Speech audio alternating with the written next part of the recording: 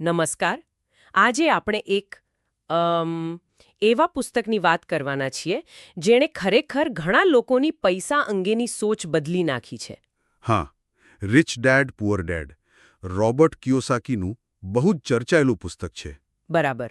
અને એનો જે મૂળ વિચાર છે ને, લેખકના પોતાના બે પિતા, એમની પૈસા વિશેની એકદમ અલગ ફિલોસોફી. હા, એ જ તો.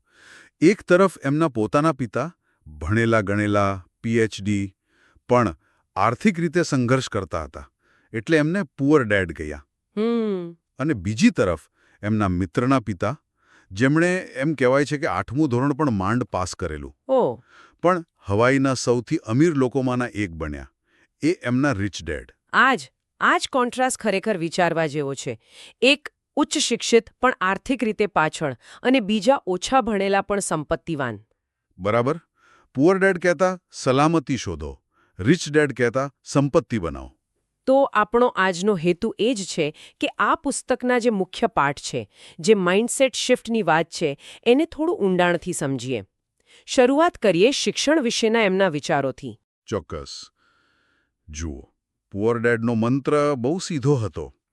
સખત ભણ, સારા માર્ક્સ લાવ, એટલે તને એક સારી સુરક્ષિત નોકરી મળે. હા, જે આપણે મોટાભાગે સાંભળતા આવ્યા છીએ. બરાબર.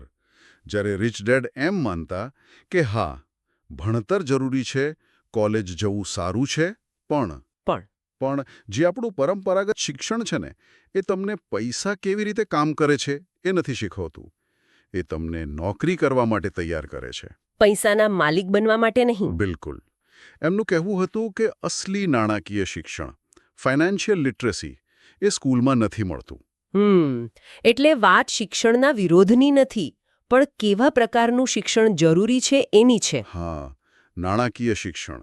અને આ જ વાત આપણને પુસ્તકના કદાચ સૌથી મહત્વના કોન્સેપ્ટ પર લઈ જાય છે. એસેટ્સ અને લાયબિલિટીઝ.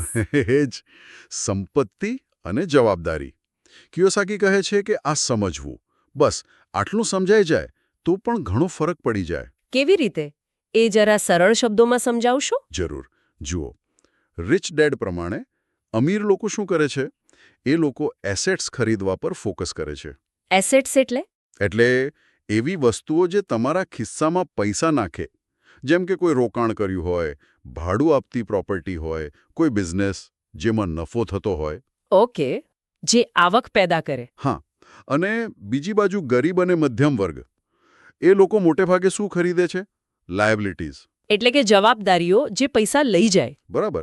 જેમ કે મોંઘી ગાડી, જરૂર કરતાં મોટું ઘર જેની પર મોટી લોન ચાલે, ક્રેડિટ કાર્ડનું દેવું.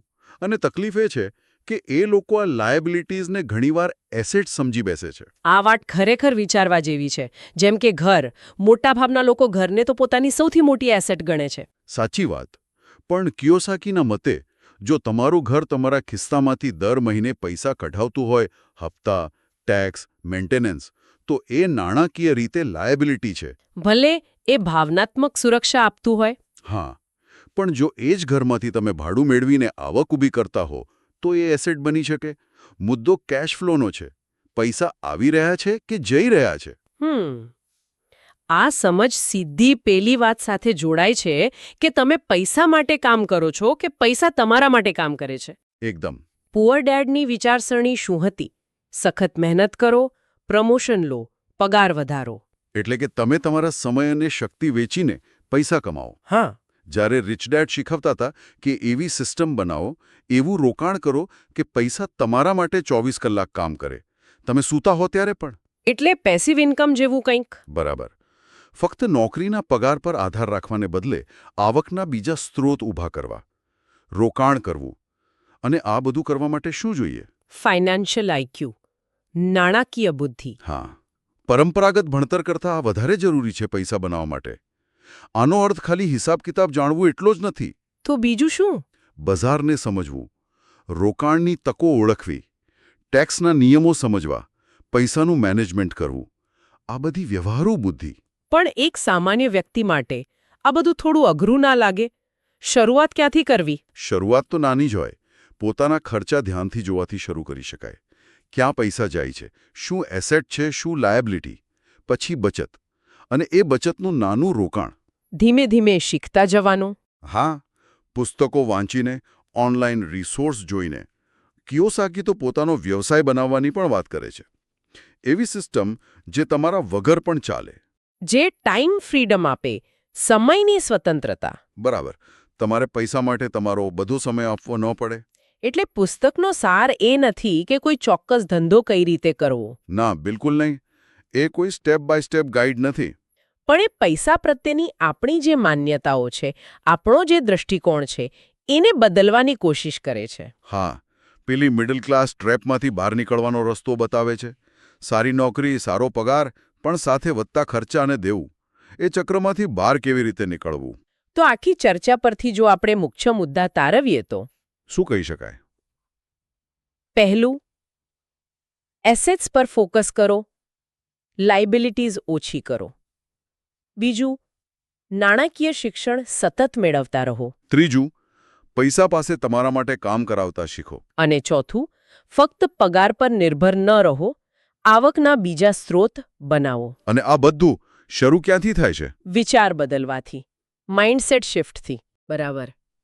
આ પુસ્તક ખરેખર એક વિચાર આપે છે, એક નવી દિશા આપે છે. ચોક્કસ. અને અંતે શ્રોતાઓ માટે એક નાનો વિચાર મૂકી શકીએ. હા, જરૂર. ફક્ત એટલું જ કે જો કોઈ વ્યક્તિ આજથી જ ખાલી એક સિદ્ધાંત અપનાવે, હા, પોતાના રોજના ખર્ચા જોતી વખતે ફક્ત એટલું જ વિચારે કે આ ખર્ચ મને એસેટ તરફ લઈ જાય છે કે લાયબિલિટી તરફ.